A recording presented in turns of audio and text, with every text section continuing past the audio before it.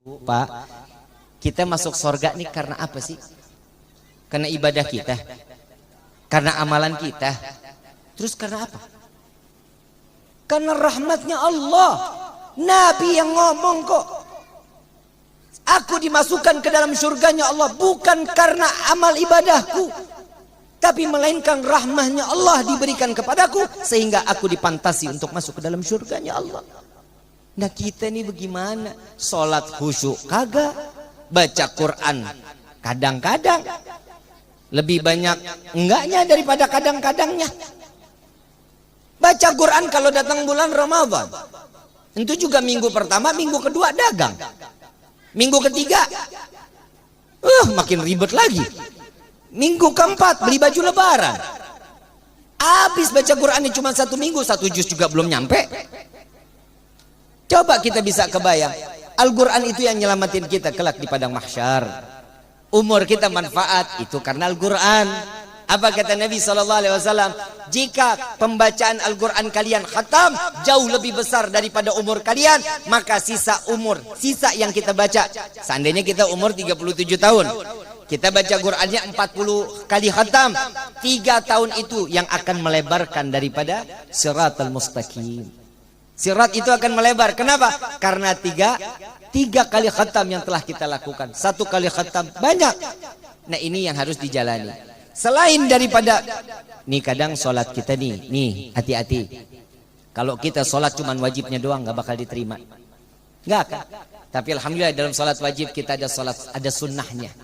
Ada sunnah, makanya sunnah itu pasti akan diterima oleh Allah.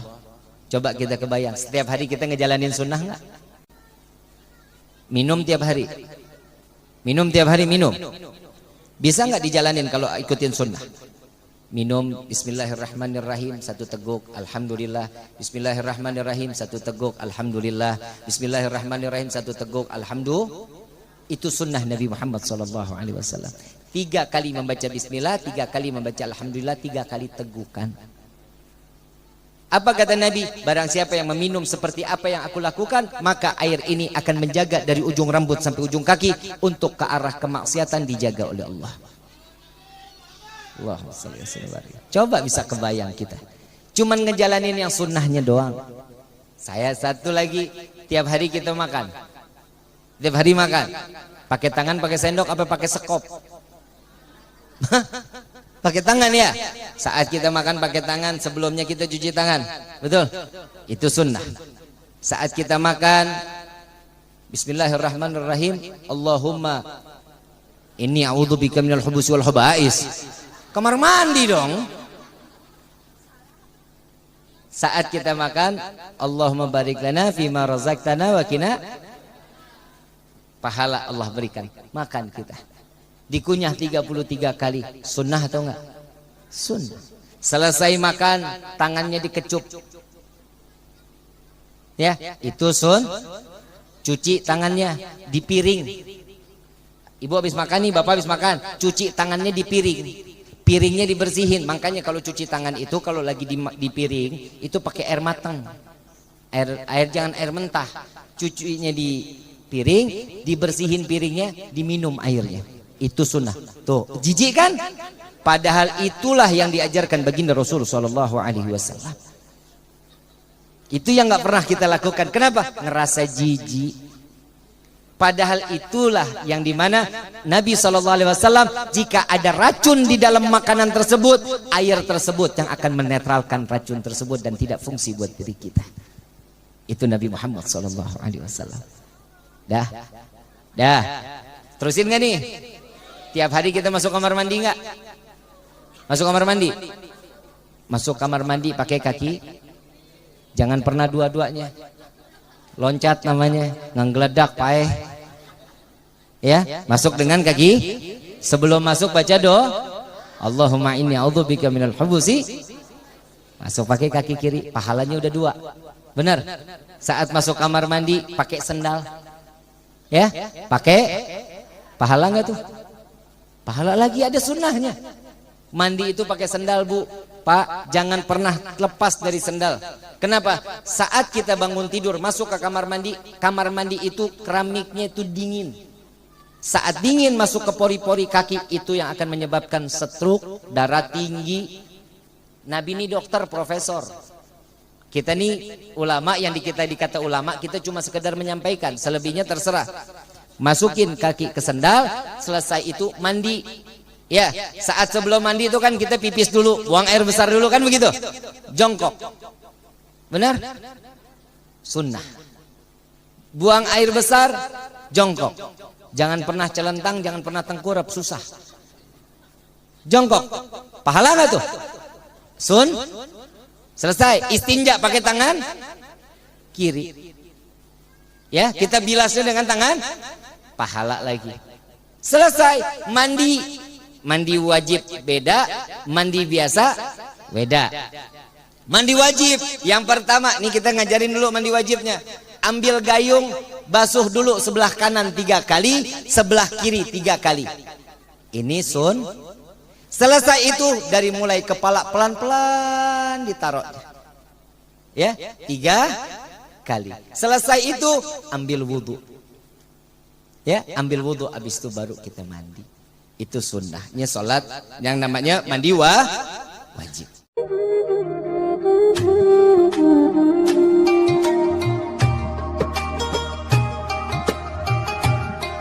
Ahdil hairina diya'uhu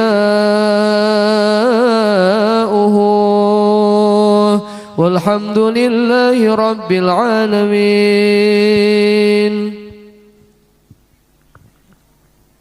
Bismillahirrahmanirrahim. Assalamualaikum warahmatullahi wabarakatuh. Yang sama kita muliakan dan kita hormati para alim ulama, para kiai, para kesepuhan, para tokoh masyarakat yang selalu kita harapkan doa serta keberkahannya.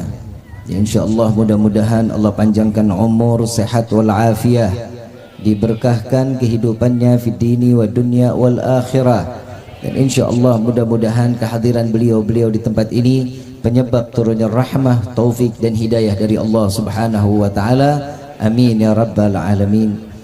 Salam ta'zim kami pula sampaikan kepada jajaran pemerintah daerah, wabil khusus Bapak RT, Bapak RW, Bapak Lurah serta Bapak BPD dan serta seluruh jajarannya. Ya, insyaallah mudah-mudahan Allah panjangkan umur, sehat wal afiyah, diberkahkan kehidupannya fid dini wa dunya wal akhirah, dan insyaallah jabatannya di dunia ini penambah nilai ibadah di sisi Allah. Amin ya rabbal.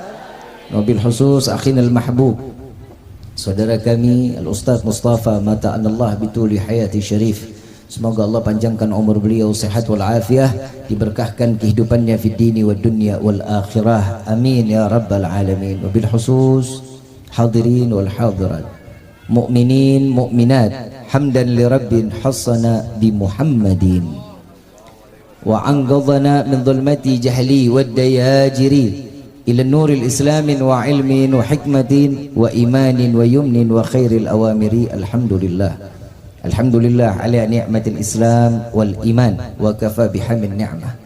Alhamdulillahilladzi hadana bi abdihil mukhtari man da'ana ilaih bil idni wa kat nadana labbaika ya man dallana wa hadana. Shalla alaika Allahu bari'uka alladzi bika ya musyaffa'u khassana wa habana. Ma'alikal adhari ma'dini sirrikal asma' fahum sufunun najati himana. Labbaik ya Rasulullah, labbaik ya Nurullah, labbaik ya Habibullah. Asyhadu an la ilaha illallah wahdahu la syarika lah, wa asyhadu anna sayyidana Muhammadan abduhu wa rasuluh la nabiyya ba'dah.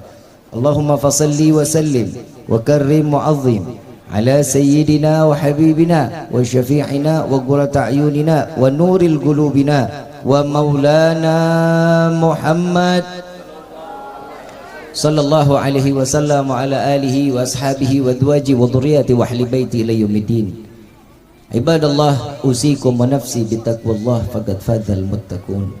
Qala Allah ta'ala fil Qur'anil Karim, a'udzu billahi minasyaitonir rajim. Bismillahirrahmanirrahim. Ya ayyuhalladzina amanu ittaqullaha haqqa tuqatih wa la tamutunna illa wa antum muslimun. Wa qala aidan la in syakartum la azidannakum wa la in kafartum inna adzabi lasyadid. Subhanaka la ilma lana illa ma 'allamtana innaka antal alimul hakim. Rabbi shrah li sadri wa yassir li amri wahlul 'uqdatan min lisani yafqahu qawli. Rabbi zidna ilma warzuqna fahma walhamdulillahi rabbil alamin. Pertama-tama limpahan puji serta syukur kita panjatkan kehadirat Allah Subhanahu wa taala yang Maha Agung, yang Maha Luhur, yang Maha Bijaksana, yang alhamdulillah di siang yang penuh keberkahan ini Allah masih izinkan kita mencicipi dari sekian banyak miliar nikmat yang Allah berikan kepada kita. Wabil khusus nikmat Islam, nikmat iman, nikmat sehat wal afiah, nikmat umur yang panjang yang insyaallah mudah-mudahan kenikmatan ini tidak Allah hapus sampai ajal menjemput kita. Dan mudah-mudahan kenikmatan dan di saat ini kita dititipkan oleh Allah, dan yang pasti kita dambakan kenikmatan tersebut tatkala ajal menjemput kita, kita dimatikan dalam keadaan husnul khatimah. Amin ya rabbal alamin. Salawat beserta salam terlimpah curah keharibaan Nabi besar Muhammad sallallahu alaihi wasallam serta keluarga, sahabat hingga umatnya sampai yaumil qiyamah. Amin ya rabbal alamin. Jazakumullahu khairan jazaa pada kawan-kawan kami dari Garda Aswaja Majlis Rasulullah sallallahu alaihi wasallam, dan wabil khusus kepada kawan-kawan kami juga dari Pemuda Pancasila yang selalu senantiasa saat kita kemana saja, dakwah di mana saja, beliau ridha untuk selalu mengawal setiap alim ulama, setiap para kiai, setiap para habaib. Insyaallah mudah-mudahan diberikan keistiqamahan oleh Allah Subhanahu wa taala. Amin ya rabbal alamin. Hadirin wal hadirat rahimakumullah. Di siang hari ini izinkan saya untuk membahas tentang syukur. Saya sebenarnya ada dua tema, Kiai. Ada tentang syukur, ada tentang kematian. Mau yang mana nih? Syukur apa mati? Kematian. Kematian yang disyukuri. Kita bahas syukur dulu ya. Allah Subhanahu wa taala menitipkan satu peringatan kepada hamba. Setiap nikmat yang Allah berikan wajib disyukuri bagi setiap hambanya. Jika seseorang jauh dari kata syukur, maka Allah akan menghentikan nikmat keberkahan daripada dirinya. Nikmat bakal diberikan, tapi nggak ada keberkahan di dalam hidupnya. Ada keberkahan. Saya mau ngejelasin dulu tentang berkah. Tahu berkah? Apa sih kita sering dengar nih, minum nih bekas kiai ini, bekas ustadz ini, fulan ambil berkahnya. Tahu berkah? Berkah itu, cabai, tahu cabai? Apa rasanya? Pernah lihat pedasnya? Pernah pegang pedasnya? Nah, itu berkah. Gampang juga orang Sagaranten ya. Berkah itu nggak bisa dilihat, nggak bisa dipegang, tapi bisa dirasa. Arti berkah yang paling hak, saya punya guru Habib Ali, Allah yarhamu, Habib Ali bin Abdurrahman As-Saggaf, beliau mengatakan, mau tahu tanda-tanda berkah, duit di kantong belum habis udah datang lagi, itu namanya berkah. Bukan korupsi, bukan. Kalau korupsi kan mengadakan uang dan itu bukan haknya, tapi uang yang halal bertambah dan terus bertambah. 50.000 berkah, ngimpi. 50.000 berkah, ngimpi ya. Ibu kalau jalan ke pasar 100.000 habis nggak? Kenapa dihabisin? Habis kalau nggak dihabisin nggak belanja, Habib. Kan begitu. Ada yang namanya keberkahan di dalam hidup, makanya wajib disyukuri. Kenapa? Alhamdulillah, corona 2 tahun. Betul? Katanya corona orang Sagaranten ini. Corona 2 tahun, rezeki morat marit, ekonomi ancur-ancuran, kepala desa sampai mumet. Tiap hari ngopi di depan rumah, liar aing liar. Tetangga datang minta bansos lagi. BPD tinggal ngitung anggarannya. Udah bikin pusing semuanya. Karena corona semua dibikin pusing. Tapi ingat, keberkahan dicabut sama Allah? Enggak dicabut sama Allah. Rezeki enggak dihilangkan oleh Allah. walaupun rezekinya ditutup kerannya sedikit, nggak banyak. Selama corona, rezeki Allah berikan nggak? Dikasih. Sarapan masih, makan siang, sore masih nyemil singkong, ubi, kopi masih, malam masih makan, tengah malam masih ada indomie masih. Nah, hidup makan mulu, bagaimana caranya dicabut rezeki? Apaan yang dipusingin coba? Allah ngasih semua buat kita. Emang dasar kitanya blow on. Tahu blow on? Bahlul. Tahu bahlul? Kalau bahasa gaulnya goblok. Paham ya? Emang nggak ada syukurnya, dikit-dikit dipusingin. Setiap manusia yang syukur akan ditambah nikmatnya. Ini janji Allah kok. Tahaddutan bi ni'mah. Setiap yang kita syukuri. Sekarang ibu dapat snack. Belum. Wah, maaf nih panitia. Saya suka nyindir-nyindir dikit memang. Aqua dapat aqua? Belum juga. Parah, panitia mana ini? Coba kita bisa lihat tanda syukur yang Allah berikan, yang di dalam artikan. Coba kita lihat di dalam surat Ar-Rahman, satu ayat diulang puluhan kali. Fabi ayyi ala'i rabbikuma tukad. Satu ayat diulang-ulang biar kita tuh sadar semua yang diberikan sama Allah ini nikmat. Setiap nikmat yang Allah berikan wajib disyukur.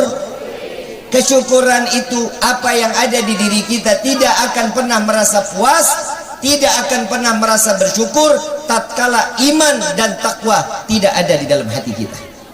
Karena ketakwaan dan keimanan itulah yang mewujudkan rasa syukur. Kadang manusia ini al-imanu yazid wa yanqus. Kadang iman itu naik, kadang kapan itu turunnya iman? Loba duit, lagi banyak duit nih, hidup senang, lupa tuh sama Allah, imanmu hilang. Kapan iman naik?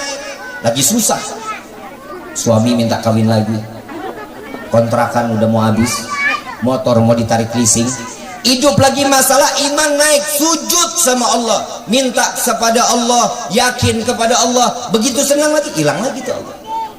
Ini kira-kira yang begini nih hamba pantas masuk surga, masuk neraka? Dosa lo, su'udon aja.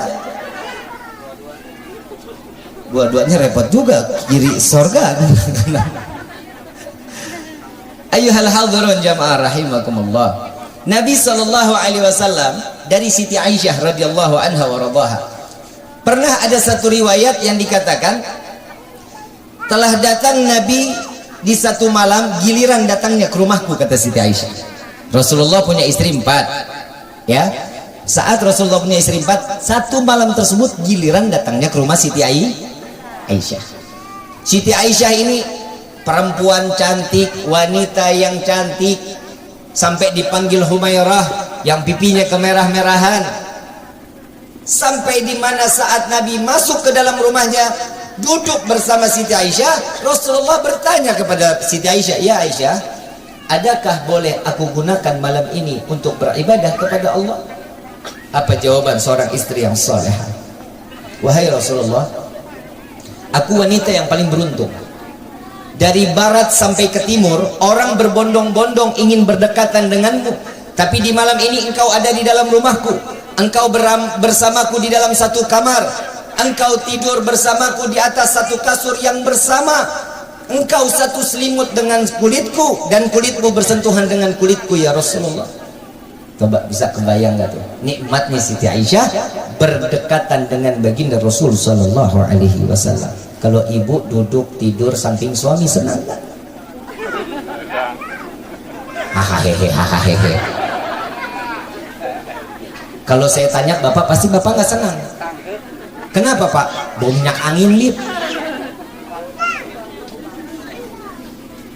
Nabi bangun, ambil wudhu, gelar sejadah, salat 2 rakaat, salam, naik lagi 2 rakaat, salam. Terus Siti Aisyah ngeliatin Nabi dari jam 10 malam sampai datangnya muadzin Bilal bin Rabah, telah mengumandangkan satu waktu yang telah menyatakan saat datangnya waktu subuh. Habis malaman satu malam untuk Siti Aisyah, habis malam tersebut. Tidak diberikan untuk bersenda gurau, tapi diberikan untuk Allah Subhanahu wa ta'ala. Lalu Siti Aisyah bertanya kepada Rasulullah, ya Rasulullah, apa yang kau lakukan sehingga di dalam setiap gerakanmu ada tangisan di dalamnya? Saat engkau takbiratul ihram ada tangisan di dalamnya, engkau ruku ada tangisan di dalamnya, i'tidal ada tangisan di dalamnya, sujudmu ada tangisan, bahkan salammu ada tangisan di hadapan Allah. Apa yang membuatmu selalu menangis wahai Rasulullah? Apa jawaban baginda Rasul sallallahu alaihi wasallam? Kita tahu betul Nabi orang yang maksum, tidak ditempel dosa, ahli surga. Nabi sholat nggak sholat pasti dimasukkan ke dalam surga. Dan di saat itu Siti Aisyah bertanya kepada Rasul sallallahu alaihi wasallam, dan Rasulullah menjawab, wahai Aisyah, tidakkah boleh aku menjadi hamba yang bersyukur kepada Allah? Kalau Nabi aja pandai bersyukur kepada Allah, kalau Nabi aja yang tahu dirinya tidak dibebaskan dari dosa, Nabi masih beribadah kepada Allah, masih merasa syukur kepada Allah. Bagaimana kita ayuhal hadirin? Semua dari ujung rambut sampai ujung kaki ini adalah rezeki dari Allah. Syukur yang pertama, alhamdulillah kita memiliki anak yang saleh. Itu yang pertama. Kita memiliki putra putri, itu tanda syukurnya. Kita wajib lebih besar kepada Allah Subhanahu wa ta'ala. Kenapa? Karena yang ada diberikan oleh Allah putra putri ini adalah rezeki. Kayak di hari ini yang dikhitan siapa namanya? Alvin Alvaro.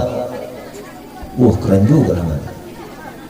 Ini jangan-jangan orang Spanyol kali ini. Mana Alvinnya mana?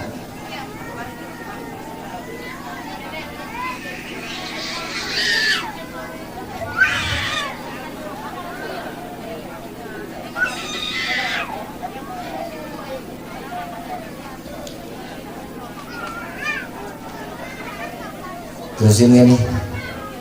Terusin gak? Terusin. Ibu,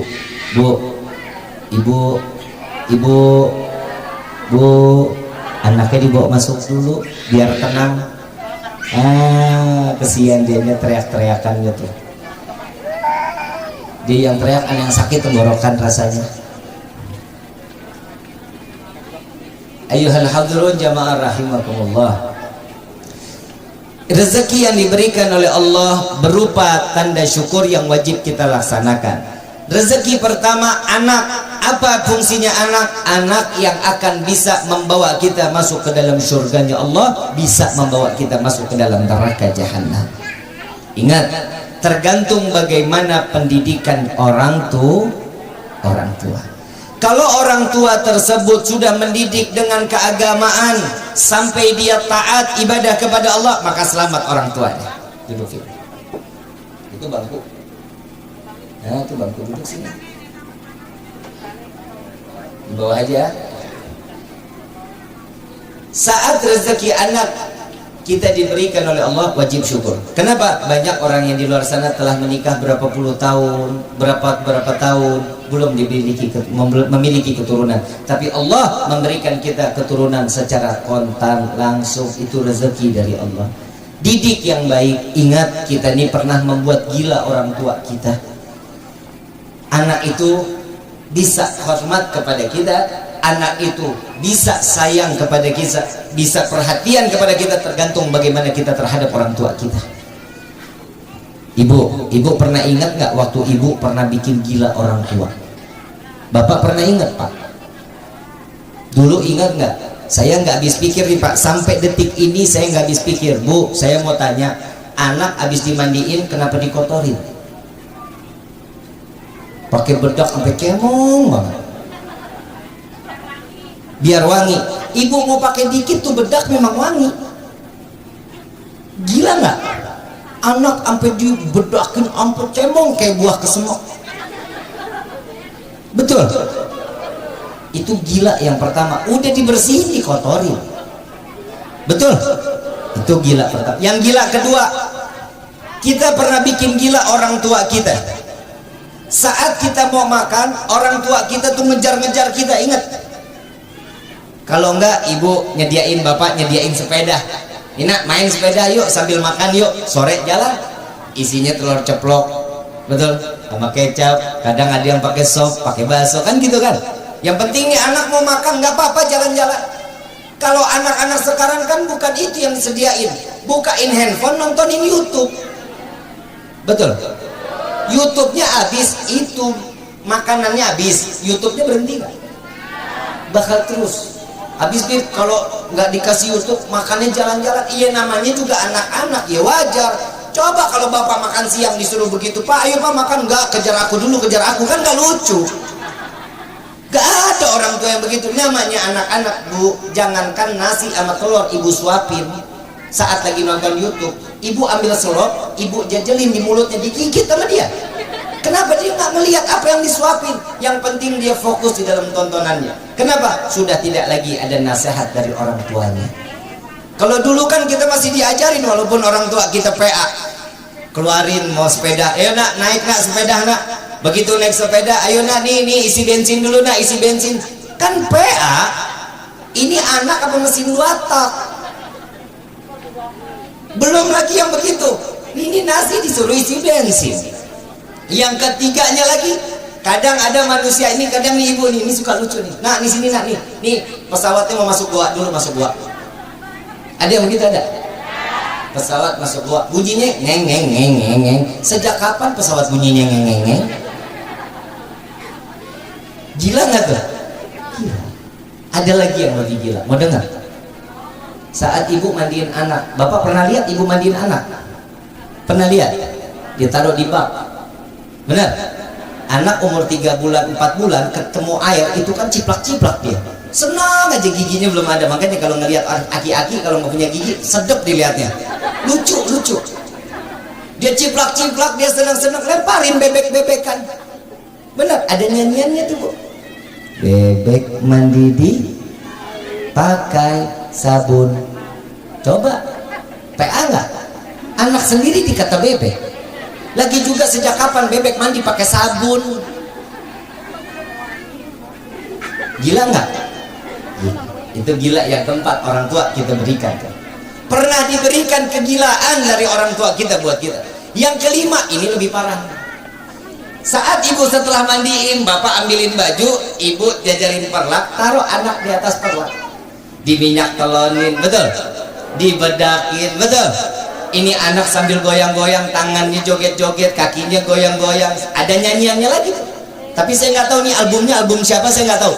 Penciptanya siapa, saya nggak tahu. Sini ada yang umur 70, 60 ada, 60, 70. Ada nggak? Nah, ini ibu mungkin tahu nih siapa penciptanya. Nang ning ning nang, nang ning ning nang. Siapa penciptanya di lagunya? Ini ada lanjutannya, Bu. Bukan cuma itu doang, Pak. Ada lagi, nang ning ning nang, nang ning ning nang. Anak siapa? Anak siapa? Yang mandiin dia, yang minyak telonin dia, yang bedakin dia, dia nanya anak siapa? Anak siapa? PA nggak?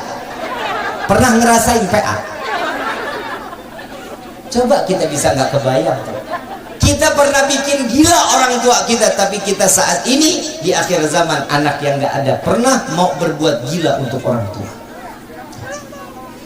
Dalam riwayat Nabi Muhammad SAW ada salah satu sahabat, biasanya sholat di belakang Nabi, persis di belakang Nabi. Dapat beberapa bulan tidak pernah lagi sholat bersama Nabi Muhammad SAW. Lalu ditanya sama Nabi, wahai sahabatku, melihat nggak sahabat yang biasa sholat di belakangku ini? Gak lihat ya Rasulullah. Setahu saya orang tuanya sakit keras. Beliau ziarah, beliau datang menjenguk orang sakit. Dia lihat pas Nabi datang, ini anak sedang mengambil kotoran orang tuanya dengan tangan telanjang. Diambil kotorannya, dibuang, dibersihin orang tuanya dengan tangan telanjang. Saat selesai cuci tangan, dia bertemu Nabi, dia ingin bersalaman dengan Nabi, diambil tangannya oleh Nabi, ditaruh di wajahnya baginda Rasulullah SAW. Apa kata Nabi? Wahai sahabatku, engkau bukan surga yang ditempati karena ibadahmu, melainkan karena tanganmu ini engkau dimasukkan ke dalam surganya Allah.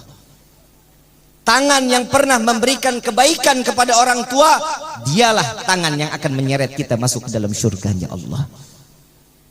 Ayuhal hadirun jamaah rahimakumullah. Ada satu syair Imam Syafi'i radhiyallahu anhu wa radahu, beliau mengatakan, sebanyak apapun uang kalian wahai anak, yang kau berikan kepada orang tua, dengan cara apapun kalian memberangkatkan haji orang tua kalian, dengan cara kalian menggendong dari negeri kalian sampai ke Mekah, sampai kembali lagi ke negeri kalian, demi Allah, jika kalian menyayat hati orang tua sampai meneteskan air mata, haram surga untuk kalian. Ini orang-orang saleh yang mengatakan betapa berat menjadi orang tua itu yang bisa mendidik anak sampai mereka bisa digolongkan sebagai ahli syurganya Allah. Ibu bapak yang dirahmati oleh Allah, di dalam kitab Duratun Nasihin, anak itu fitnah. Anak fitnah. Setiap fitnah itu yang akan menjerumuskan kita ke dalam sesuatu yang tidak baik. Dan Allah mengartikan dalam arti ini, anak itu fitnah jika pendidikan yang terbaik dari orang tua kepada anak-anaknya, pasti anak-anak tersebut akan membawanya dia ke dalam surganya Allah. Jika tidak ada kebaikan di dalam pendidikan agama di dalamnya, siap-siap orang tua akan diseret masuk ke dalam neraka jahanam. Ibu bapak yang dirahmati oleh Allah, apalagi yang lebih-lebih punya anak perempuan. Kalau anak laki kita masih aman, alhamdulillah. Tapi juga harus diperhatikan. Anak perempuan wajib untuk diperhatikan. Kenapa? Sekarang ini ada aplikasi TikTok. Tahu aplikasi TikTok? Kalau dulu ada artis joget-joget di depan kamera, namanya orang gila. Disebut ini artis gangguan jiwa. Sekarang anak kita pada sadar-sadar joget-joget sendiri di depan kamera. Enggak PA itu. Saya jujur, saya punya aplikasi TikTok, Untuk apa? Untuk, ya Allah, meminimal kemaksiatan. Ada dakwah di dalam TikTok tersebut. Jujur, saya kalau lagi ngeliat nih, aduh, perempuan macam-macam aja ya Allah, yang pakai jilbab lah, joget macam-macam ya Allah, ya kan. Tahu nggak, Pak, perempuan itu kan besarnya kan punya rasa malu ya Pak. Perempuan itu punya rasa malu, tapi untuk saat ini perempuan udah nggak punya malu. Ridho. Hati-hati cara mendidik anak. Lihat siapa dia bergaul, lihat siapa temannya, lihat dengan siapa dia berkomunikasi. Sering-sering periksa handphone anak jika anak itu perempuan. Saya punya satu problem saat saya di Jakarta. Saya masih tinggal di Jakarta. Saya mau ngasih satu cerita, ini pribadi pengalaman saya. Ada satu keluarga punya anak laki-laki 4, punya perempuan 1 anaknya. Anaknya dididik sampai S2, mengambil gelar doktor. Cerdas luar biasa. Begitu saat dia selesai, dinafkahi, disekolahkan, selesai itu ini anak punya yang namanya orang tua. Dia kenal sama seseorang itu melalui Facebook.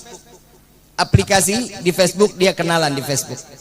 Kenalan, tukeran nomor telepon, terus berkomunikasi. Lambat tahun, mereka datanglah pihak laki-laki ke rumah melamar si putri. Begitu dilamar si putri, diterima lamarannya dengan datang yang akhlak, dengan datang yang beradab, diterima sama orang tua wanita tersebut. Begitu dia selesai lamaran, tidak lama dia menikah. Nikahnya adanya di gedung, mewah luar biasa. Begitu selesai resepsi di gedung, ini anak pengantin masuknya ke hotel, nggak pulang ke rumah orang tuanya. Oke, kalau begitu, oh mungkin di malam pertama honeymoon, kalau tidur di rumah mertua kali canggung. Kan begitu? Adalah nih tidur di hotel, iya. Ini ibu besoknya masakannya, bangun subuh-subuh, masakan kesukaan anak, dianterin ke hotel. Ini anak udah nggak ada, berdua udah check out. Udah keluar, udah pindah jalan ke Surabaya. Tanpa pamit sama orang tuanya. Ini udah satu masalah. Dia cerita kepada saya, ini keluarga ibu bapak cerita, Bib, ini gimana anak saya kok begini. Oh mungkin orang tua atau keluarga dari si laki buru-buru ada yang sakit. Mungkin dia cepat harus jalan tanpa harus, tapi kalau dia udah sampai juga ngabarin. Dari mulai itu hari dia berangkat sampai punya anak 3, orang tua nggak pernah ditengokin. Ramadan nggak pernah datang, Lebaran nggak pernah hadir, telepon pun nggak ada yang tahu nomor teleponnya. Sampai akhirnya orang tua bapak nih laki-laki sakit, masuk rumah sakit berkali-kali, ini anak nggak pernah datang. Sampai yang udah terakhir orang tuanya sakit, masuk rumah sakit pagi, meninggal jam 5 sore. Ini anak gak datang juga. Begitu jam 11 selesai, saya yang mandiin, saya yang kafanin. Begitu saya mau tutup, kata ibunya, Bib, jangan ditutup dulu, anak perempuan lagi di jalan ke sini katanya. Oh baik. Sampai jam 11 malam kita tunggu. Ini anak datang dengan tangan di belakang, nengok orang tua, lalu saya tanya, yuk mau dicium nggak? Kalau udah selesai dicium kita mau tutup jenazahnya. Apa jawaban anak perempuan tersebut? Enggak najis. Ini kalau anak laki-laki saya pukul loh, ini anak. Tapi ini anak perempuan. Baik, nggak mau? Enggak. Kenapa dibilang najis? Saya bilang, kenapa dibilang najis? Yang orang mati itu kan disebutnya bangkai. Orang tua dikata najis, orang tua dibilang bangkai. Kedurhakaan seorang anak. Usut punya usut, ternyata suaminya ini alirannya beda dengan kita.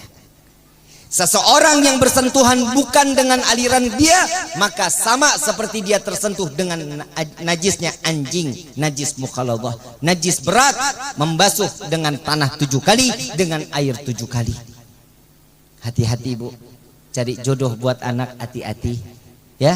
Jangan sekiranya anak silahkan bebas memilih, tapi ingat ibu lebih berhak, bapak lebih berhak untuk memutuskan yang terbaik buat anak-anak kita.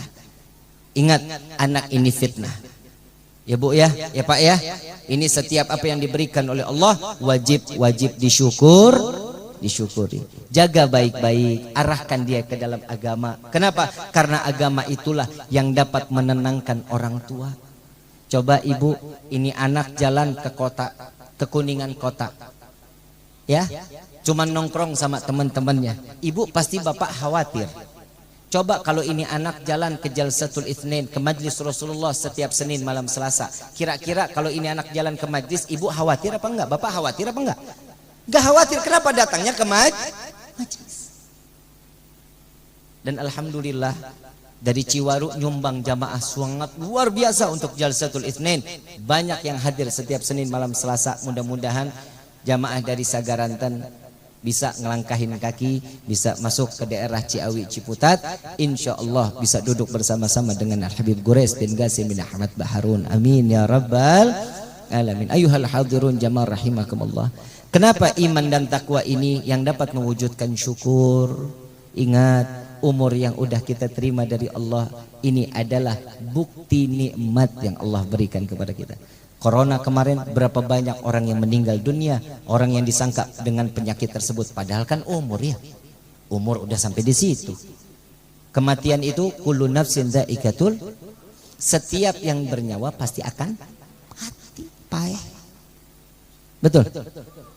Nah, sekarang tinggal tunggu gilirannya kita kapan. Kita pasti mati nggak? Pasti. Mau sekarang mau besok? Mau sekarang mau besok? Tar dulu Bib yang lama. Saya doain panjang umur, mau nggak? Biar panjang umur, yang lain pada mati, ibu bapak sendirian doang. Ya nggak enak juga pak. Bener bu. Mintanya apa? Umur yang berkah dalam taat ibadah kepada Allah. Umur diberkahin aja. Kalau minta umur panjang-panjang, ngapain ntar kita ketemu Dajjal lu? Mau ketemu Dajjal? Amit-amit, mendingan saya ketemu Habib. Kan begitu kan? Coba seseorang itu kematian akan datang. Coba lihat, yang tua mati, yang muda, mau Vanessa Angel, payah. Lah emang betul yang benar mati apa meninggal? Meninggal. Yang benar meninggal. Inna salati wa nusuki wa mama mati, nggak ada wa meninggali. Mati. Lihat Vanessa Angel masih muda. Coba lihat tuh matinya. Habis main TikTok. Habis main TikTok. Paeh. Lo yang perempuan yang muda-muda lu main TikTok paeh lo.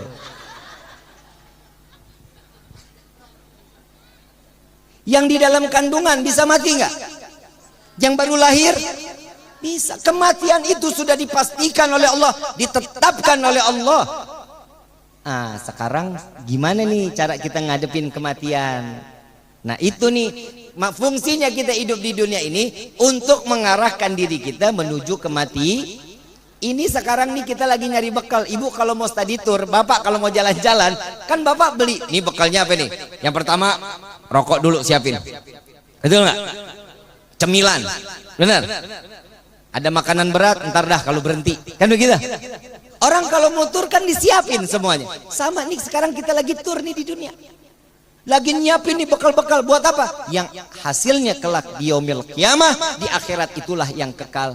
Bu, Pak, maaf, kalau kita tenggelam di lautan di dunia ini pasti ada kematian, selesai siksaannya. Betul? Saat kita tenggelam di lautan, kan tenggelam kan nggak enak ya? Wah, berat luar biasa. Selesai tenggelam ada mati. Benar? Nggak kuat juga, mati kita. Selesai siksaannya. Tapi ingat, di padang mahsyar tidak lagi ada kematian. Saat mereka tenggelam dengan dosanya, dia akan merasakan siksaan tenggelam tersebut sampai datangnya waktu penimbangan amal baik amal buruk.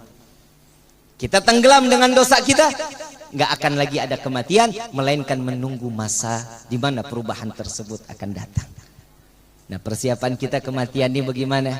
Yang pertama, banyakin kita ibadah sama Allah. Minimal ada orang yang membaca zikir, ada orang yang berzikir. Ya, mengisi diri kita. Alladzina amanu wa tatma'inul qulubuhum bidzikrillah, ala bidzikrillah wa tatma'inul qulub. Hiasi hati kalian. Yang namanya nginget Allah, hati yang keras sekeras apapun akan lembut. Yang nggak bisa dengar nasihat, yang nggak mau ibadah karena seringnya dia menyebut nama Allah, mengingat nama Allah, dia akan lari ibadah kepada Allah. Nah ini tergantung kitanya nih. Ya, siapin hatinya kita, ya, sama orang husnudzon, berprasangka baik.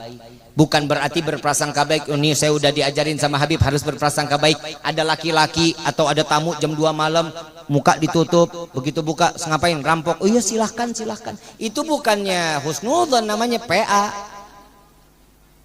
Coba apa yang udah diajarin sama Nabi Muhammad SAW kita aplikasikan ke dunia ini. Bu, Pak, kita masuk surga nih karena apa sih?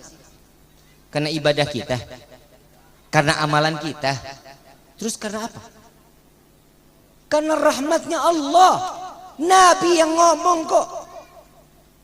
Aku dimasukkan ke dalam surganya Allah bukan karena amal ibadahku, tapi melainkan rahmahnya Allah diberikan kepadaku sehingga aku dipantasi untuk masuk ke dalam surganya Allah.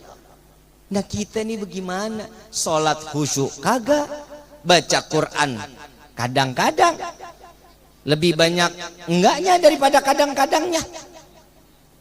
Baca Quran kalau datang bulan Ramadan, itu juga minggu pertama, minggu kedua dagang, minggu ketiga makin ribet lagi, minggu keempat beli baju lebaran. Habis baca Qurannya cuma 1 minggu, 1 juz juga belum nyampe. Coba kita bisa kebayang, Al-Quran itu yang nyelamatin kita kelak di padang mahsyar. Umur kita manfaat itu karena Al-Quran. Apa kata Nabi SAW? Jika pembacaan Al-Quran kalian khatam jauh lebih besar daripada umur kalian, maka sisa yang kita baca, seandainya kita umur 37 tahun, kita baca Qurannya 40 kali khatam, 3 tahun itu yang akan melebarkan daripada siratal mustaqim. Sirat itu akan melebar. Kenapa? Karena tiga kali khatam yang telah kita lakukan. 1 kali khatam banyak. Nah ini yang harus dijalani. Selain daripada nih, kadang sholat kita nih hati-hati. Kalau kita sholat cuman wajibnya doang nggak bakal diterima, nggak akan. Tapi alhamdulillah dalam sholat wajib kita ada sunnahnya, ada sunnah. Makanya sunnah itu pasti akan diterima oleh Allah. Coba kita kebayang, setiap hari kita ngejalanin sunnah nggak? Minum tiap hari, minum. Bisa nggak dijalanin kalau ikutin sunnah? Minum bismillahirrahmanirrahim 1 teguk, alhamdulillah. Bismillahirrahmanirrahim 1 teguk, alhamdulillah. Bismillahirrahmanirrahim 1 teguk, alhamdulillah. Itu sunnah Nabi Muhammad SAW. 3 kali membaca bismillah, 3 kali membaca alhamdulillah, 3 kali tegukan. Apa kata Nabi? Barang siapa yang meminum seperti apa yang aku lakukan, maka air ini akan menjaga dari ujung rambut sampai ujung kaki, untuk ke arah kemaksiatan dijaga oleh Allah. Allahumma shalli ala sayyidina. Coba bisa kebayang kita cuman ngejalanin yang sunnahnya doang. Saya satu lagi, tiap hari kita makan. Tiap hari makan. Pakai tangan, pakai sendok, apa pakai sekop? Pakai tangan ya. Saat kita makan pakai tangan, sebelumnya kita cuci tangan. Betul? Itu sunnah. Saat kita makan, bismillahirrahmanirrahim, Allahumma inni a'udzubika minal khubuthi wal khaba'is. Kamar mandi dong. Saat kita makan, Allahumma barik lana fima razaqtana wa qina, pahala Allah berikan. Makan kita. Dikunyah 33 kali. Sunnah atau enggak? Sunnah. Selesai makan, tangannya dikecup. Ya, itu cuci tangannya di piring. Ibu habis makan nih, bapak habis makan, cuci tangannya di piring.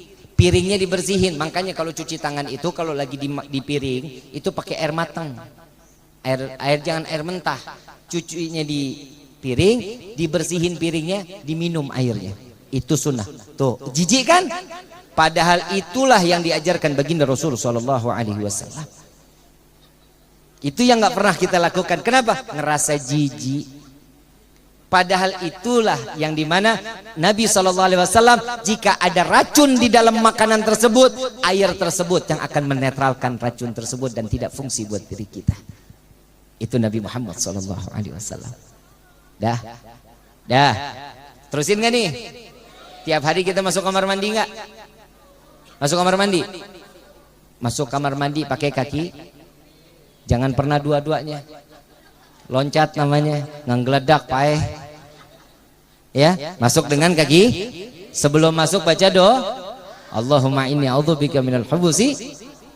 Masuk pakai kaki kiri, pahalanya udah 2. Benar. Saat masuk kamar mandi pakai sendal. Ya, pakai pahala enggak tuh? Pahala lagi, ada sunnahnya. Mandi itu pakai sendal, Bu. Pak, jangan pernah lepas dari sendal. Kenapa? Saat kita bangun tidur masuk ke kamar mandi itu keramiknya itu dingin. Saat dingin masuk ke pori-pori kaki, itu yang akan menyebabkan stroke, darah tinggi. Nabi ini dokter, profesor. Kita nih ulama, yang kita dikata ulama, kita cuma sekedar menyampaikan, selebihnya terserah. Masukin kaki ke sendal, selesai itu mandi. Ya, saat sebelum mandi itu kan kita pipis dulu, buang air besar dulu kan begitu. Jongkok. Benar? Sunnah. Buang air besar, jongkok. Jangan pernah celentang, jangan pernah tengkurap, susah. Jongkok. Pahala enggak tuh? Selesai. Istinja pakai tangan kiri. Ya, kita bilasnya dengan tangan, pahala lagi. Selesai. Mandi wajib beda, mandi biasa beda. Mandi wajib yang pertama, nih kita ngajarin dulu mandi wajibnya. Ambil gayung, basuh dulu sebelah kanan 3 kali, sebelah kiri 3 kali. Ini Selesai itu dari mulai kepala pelan-pelan ditaruh. Ya, 3 kali. Selesai itu ambil wudhu. Ya, ambil wudhu, habis itu baru kita mandi. Itu sunnahnya sholat yang namanya mandi wajib. Kalau ini sudah diajarkan, repot banget dah. Orang habis junub mah pengen mandi aja buru-buru. Kalau mau ngikutin sunnah. Kalau nggak mau ikutin nggak apa-apa. Kalau mau mandi biasa nggak apa-apa. Basuh dari kaki dulu, terus sampai ke mata, sampai ke tulang kering, terus sampai ke lutut, basahin lagi sampai pinggul, basahin lagi sampai dadanya, basahin lagi baru sampai kepalanya. Kalau langsung kita mandi dari kepala sampai ke bawah, tuh hati-hati, ngendepnya angin, itulah yang disebut ahmar. Angin ahmar ini, angin merah ini, inilah yang dapat menjadikan kita gila. Ya, kalau sudah menyumbat syaraf, itu akan menjadi gila. Badan pada nggak enak. masuk angin nggak hilang-hilang. Ya, ibu kalau nggak percaya, bapak nggak percaya, coba besok bangun pagi, bapak mau mandi, bapak ambil plastik putih, ya, bapak ambil plastik putih, bapak sangkutin di kepala, dikelembungin, paham ya? Ini saya praktekin, soalnya saya di Hadramut juga saya praktekin, ambil plastik putih, taruh di kepala, dikaitin di kuping, kresek kan ada tuh ya. Nah, ininya dipakein karet pak, tapi jangan kencang-kencang, pakein karet sininya. Nah, bapak mandi tuh dari bawah. Udah pengen kepala, bapak buka plastiknya, pasti ngembun. Pasti ngembun. Kenapa? Karena hawa yang ada di jasad kita ini keluarnya dari ubun-ubun kita. Makanya Nabi Muhammad SAW mengatakan saat orang dicabut ruhnya, yang ditarik pertama kali itu dari ubun-ubun. Kenapa? Tempat keluarnya ruh dari jasad kita. Ya Pak Ibu ya, ini saya udah ngajarin nih ya sunnahnya ya, masih banyak sunnah-sunnah yang lain. Kita tiap hari pakai sendal nggak? Ada pernah nggak hidup yang nyeker aja nyeker? Nyeker aja sunnah. Nyeker itu sunnah. Saat kita nggak pakai sendal keluar dari rumah, ya Allah, saya niat dengan tidak memakai sendal ini karena mengikuti sunnah Rasul Shallallahu Alaihi Wasallam. Pahala dapat. Pakai sendal kaki kanan dulu. Masuk sendal kaki kan, buka sendal kaki kiri. Kalau mau masuk masjid gimana Bib? Buka dulu kaki kiri, injak sendalnya, kanannya dibuka, kanannya langsung masuk ke dalam masjid. Itu cara kita masuk masjid. Kalau masuk ke dalam rumah, buka kirinya, kanannya buka, kanannya baru masuk ke dalam rumah. Ini sunnah-sunnah yang diajarkan oleh Nabi Muhammad SAW.